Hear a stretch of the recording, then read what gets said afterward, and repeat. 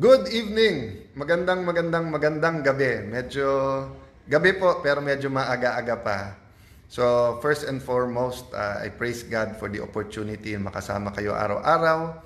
Nagpapasalamat din ako sa mga kaibigan ko sa social media, sa media, mga leaders na through you, marami tayong napag-uusapan.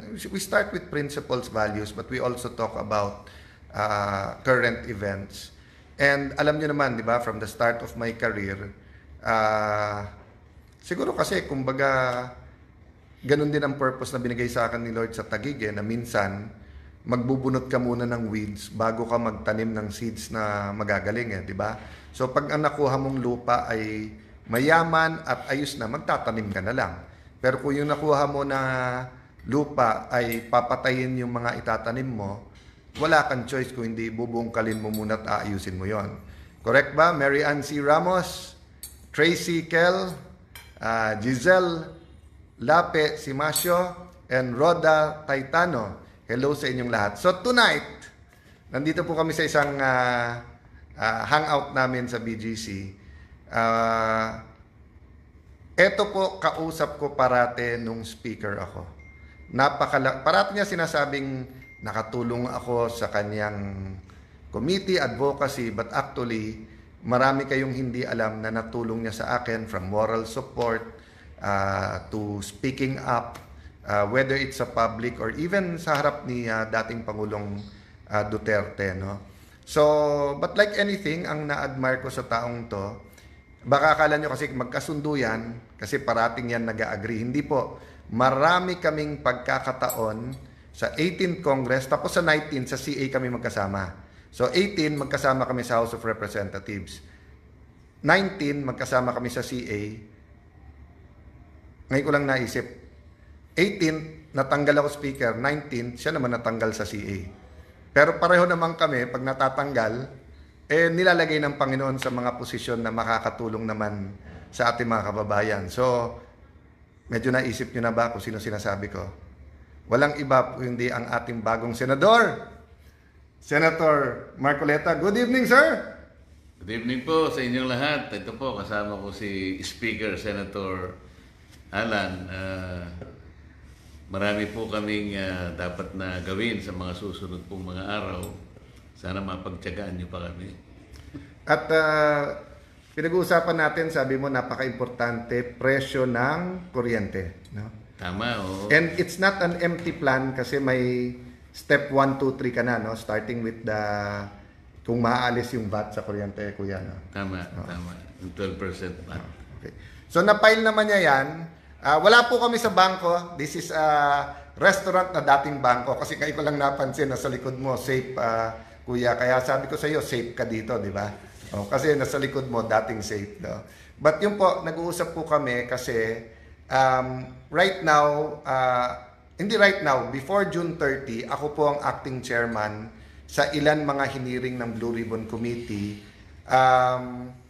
Hindi ko naman alam nung filing na si Kuya ay magiging senador or tatakbong senador kasi nga sa CA, hindi pa magulo nun. But I'm happy kasi nga, I'm volunteering na ituloy pagiging isang vice chairperson kasi parang bumalik, kuya, talaga yung mga parang cyclical, kuya, di ba, na maayos mo yung corruption tapos babalik na naman. Oo nga, yan ang nakaka-disappoint. Maayos mo ng konti, babalik na naman, parang yung cycle, parang vicious cycle ba.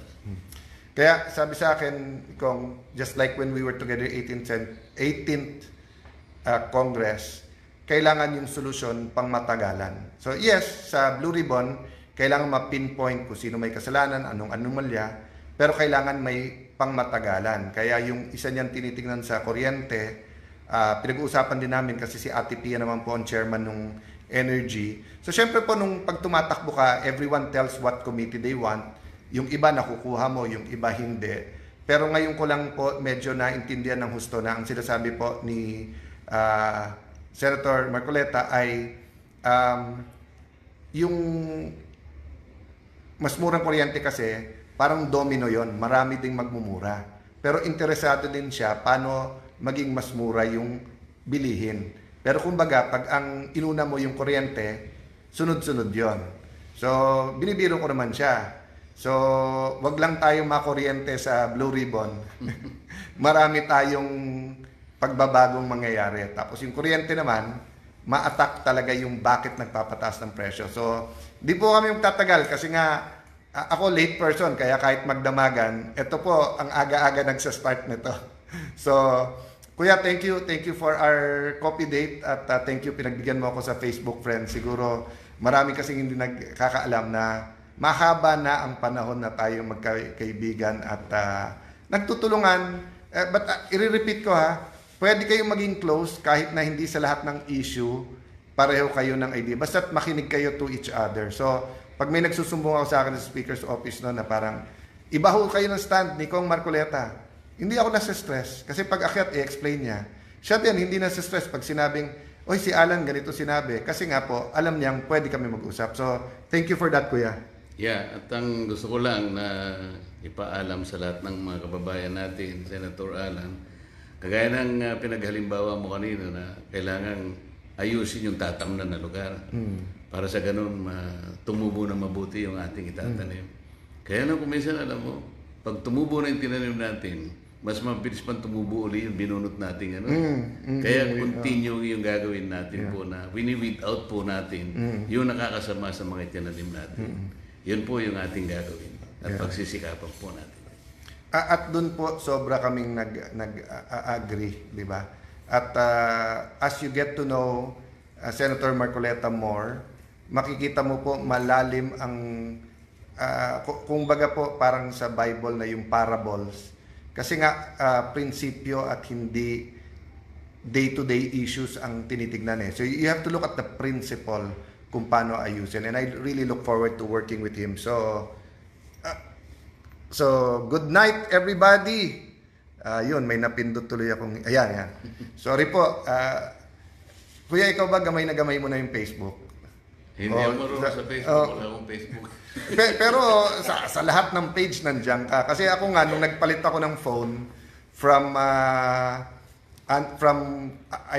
iPhone to Android, nakita kasi ni Kuya, medyo may napindot ako. Buti, So, minsan napapagalitan ako ni Lani, pati sa itsura and everything. But, guys, alam ko naman ang puso namin ang tinitignan nyo. At ganun ang Panginoon, di ba? Look at the heart. So, you might not always all agree with us, but we want to guarantee sa inyo that we want to build this nation.